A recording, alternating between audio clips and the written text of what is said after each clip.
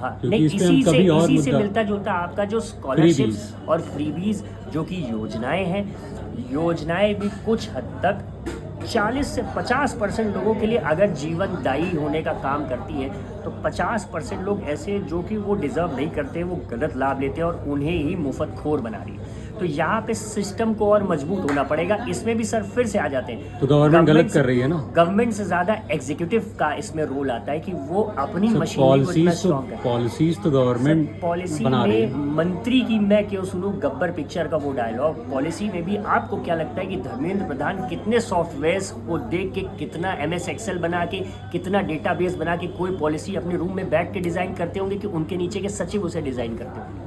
Sir सचिव design करते होंगे, लेकिन जो मेजर डिसीजन होता है या जो बोला जाता है कि इस चीज़ को सोच के डिज़ाइन करिएगा, वो गवर्नमेंट बोलती है। जिस चीज़ की आप बात कर रहे हैं कि इस चीज़ को सोच के डिज़ाइन करेगा सर, तो कोई भी पॉलिसी, कोई भी लॉ क्या ये सोच के आता है क्या कि इससे जनता का बुरा हो? सर एक बात बताइए, एक टाइम था, जैसे एक अभी टाइम बिहार था। में इलेक्शंस हाँ, की बात कर लेते हैं हम, हाँ, ठीक है, 10,000 रुपये औरतों के अकाउंट में पहुंचा, हाँ, वोट मिल गए। हाँ। तो ये क्या कर रहे हो आप, किस जगह पे ले जा रहे हो? कौन जीता? बीजेपी जीती? तो वो बीजेपी के अलावा जिन स्टेट्स सब कर रहे हैं, सब कर रहे और हैं। थी, हाँ। आम आदमी पार्टी ने 200 यूनिट बिजली फ्री की थी। मैं यहाँ पे ये पूछना चाहूँगा आपसे कि अंत में जो आदमी EVM के सामने खड़ा था उसे 10,000 मिलता या 1 लाख मिलता, लेकिन वो डिसाइड करेगा। यही तो लोकतंत्र है। वही तो मैं बता रहा हूँ सर, कि वो डिसीजन की पावर कब आएगी, जब आज की डेट में एजुकेशन सर, एक मिलेगी। एजुकेशन की बात आपकी मैं इसलिए नहीं स्वीकारूंगा।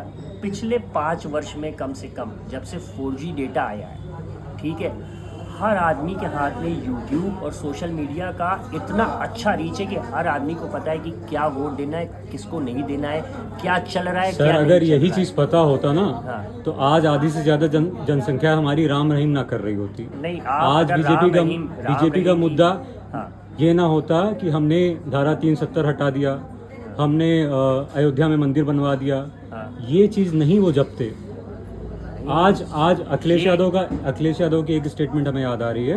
अखिलेश यादव कहते हैं कि गंगा एक्सप्रेसवे या जमुना एक्सप्रेसवे जो भी है, हाँ, हमने बनवाया। ठीक है। अरे भैया, आपने जेब से पैसा निकाल के दिया है क्या? नहीं, हमारे टैक्सेस को हम एक्सप्रेसवे या उसकी बात नहीं कर रहे। नहीं, हम ये कह रहे हैं, जैसे बीजेपी अगर ये गिनाती है कि, तो सोचिए हम कितने पिछड़े हुए हैं कि हम इस मुद्दों पे वोट दे रहे हैं कि भाई धारा 370 हट गई और राम मंदिर बन गया।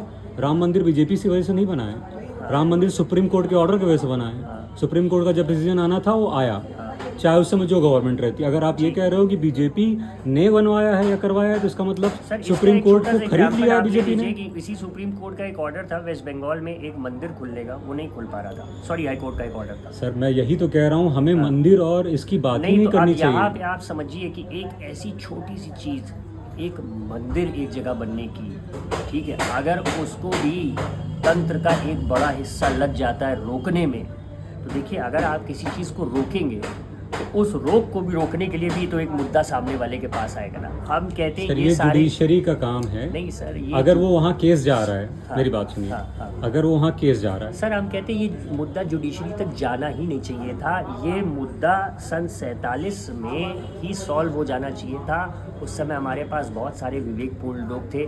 काशी, मथुरा, अयोध्या और इस तरह की 40,000 जगह, चलिए 40,000 की मैं बात नहीं करता हूँ, लेकिन 100 पीक जगह जहाँ पे ऐसे विवाद थे, वहाँ पे इनका निपटारा तुरंत होना चाहिए। वो देखिए सर, जो न्याय प्रणाली है वो अपने हिसाब से काम करती है। अगर आप न्याय प्रणाली की भी बात करेंगे सर, उस पे आप क्या कहना चाहते हैं, वो गलत है? नहीं, मेरा ये कहना है कि अगर अतीत में रही सरकारों ने इन मुद्दों को पनपने ही ना दिया होता, उस समय के पढ़े लिखे लोगों ने भी... मैं दोबारा रिपीट करूंगा अपनी बातों को, हाँ। कि अतीत में जितनी सरकार थी सब चोर थी।